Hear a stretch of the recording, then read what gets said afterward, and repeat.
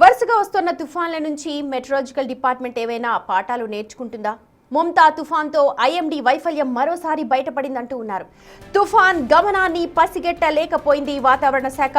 కాకినాడ యానాం దగ్గరలో తీరం దాటుతుంది అంటూ ముందుగా ఊదరగొట్టారు. అటు కోనసీమ వైపు మళ్లింది అంటూ అంతర్జాతీయ సంస్థలు సూచించాయి. కోనసీమ వైపు తుఫాన్ కదులుతోంది అంటూ బిగ్ టీవీ ముందే చెప్పింది. వాతావరణ శాఖ అధికారుల దృష్టికి కూడా ఈ విషయాన్ని తీసుకెళ్లింది. అయితే తమ రిపోర్ట్ మాత్రమే కరెక్ట్ అంటూ చెప్పుకొచ్చింది ఐఎండీ. అర్ధరాత్రి నర్సాపూర్ దగ్గరలో తీరం దాటింది మొంతా తుఫాన్. ఈ విషయం మనందరికీ తెలుసు. తీరం దాటే వరకు కూడా తప్పుడు రిపోర్ట్నే ఇచ్చింది ఐఎండీ. ఒంగోలు సమీపంలోనే మేఘాలు నిలిచిపోయాయి. దీంతో ఒంగోలు నల్లమలలో భారీగా వర్షాలు కురిశాయి. ఒంగోలు నల్లమల వర్షాలపైన సరైన అలర్ట్ ఇవ్వలేదు ఐఎండీ. మరోసారి ఐఎండీ ఫెయిల్యూర్ అయ్యింది అన్న చర్చ జోరందుకొంది.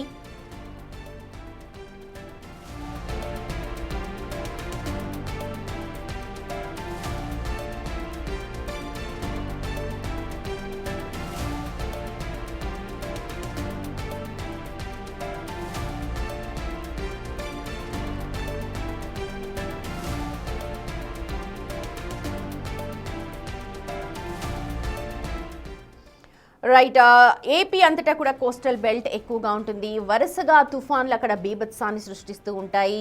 ప్రతిసారి కూడా తుఫాన్ వచ్చిన తర్వాత ఎక్కువగా ఆస్తి నష్టం జరుగుతుంటుంది చూస్తాం. ఈసారి ప్రాణ నష్టాన్ని తక్కువగా ఉండడానికి శతవిధాల ప్రయత్నాలు చేశారు, విజయవంతం కూడా అయ్యారు. అయితే ఇక్కడ క్వశ్చన్ ఏంటంటే, ఎందుకు మెట్రాలజికల్ డిపార్ట్మెంట్ ఫెయిల్యూర్ అవుతోంది? ఎందుకు తుఫాను గమనాన్ని ఇక్కడ స్పష్టంగా చెప్పలేకపోతూ ఉన్నారు?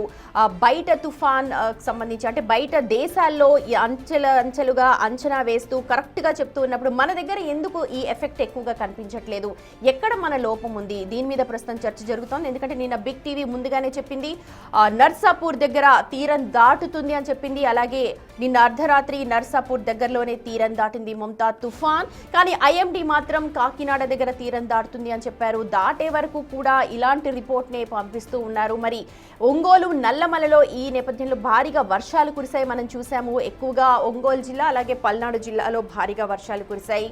నల్లమల వర్షాలపైన కూడా సరైన అలర్ట్ ఇవ్వలేదు ఐఎండీ అని చెప్పి ఇప్పుడు జోరుగా చర్చ జరుగుతోంది. మరి ఎక్కడ లోపం కనిపిస్తోంది? ఇదే పెద్ద క్వశ్చన్ గా కనిపిస్తోంది.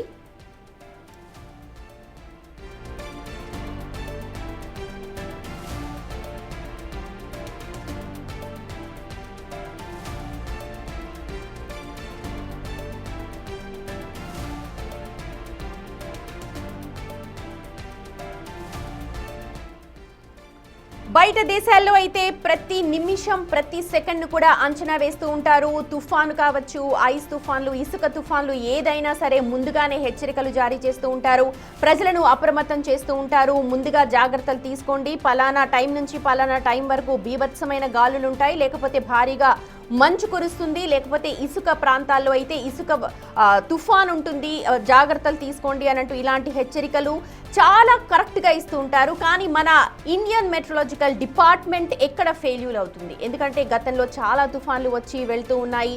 ఆ దిశ మార్చుకుంటూ ఉంటుంది ప్రకృతి, మనం ఏం చేయలేం కొన్ని విషయాలు. కానీ కరెక్ట్గా అంచనా వేయడంలో మరి ఎందుకు ఐఎండీ అక్కడ తప్పటడుగులు వేస్తోంది? దీని మీదనే పెద్ద క్వశ్చన్ ఎరైజ్ అవుతోంది. ఎందుకంటే ఒంగోలు నల్లమలలో అటు తీరం దాటుతుంది, కాకినాడలో తీరం దాటుతుంది అంటే ముందు నుంచి కూడా ఊదరగొట్టింది ఐఎండీ. కానీ నర్సాపూర్లో తీరం దాటింది. అది దాని గమనాన్ని ముందుగానే బిగ్ టీవీ చెప్పింది. నర్సాపూర్లో దాటే అవకాశం ఉంది, అర్ధరాత్రి 11 గంటల ప్రాంతంలో అన్నారు. కరెక్ట్గా బిగ్ టీవీ అన్నట్టుగానే అర్ధరాత్రి నర్సాపూర్ ప్రాంతంలో తీరాన్ని దాటేసింది మన తుఫాన్. అయితే ఈ తుఫాన్కి సంబంధించి అప్డేట్స్ ఇవ్వడంలో ఎందుకు ఐఎండీ అక్కడ వైఫల్యం చెందుతోంది?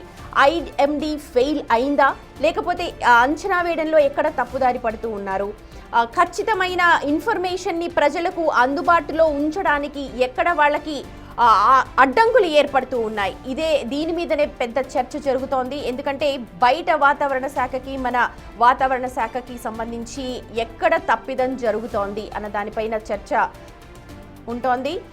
దీనిపైన క్లారిటీ ఇచ్చే అవకాశం అయితే కనిపిస్తోంది ఐఎండీ. మరి చూద్దాం ఎంతవరకు క్లారిటీ ఇస్తారో.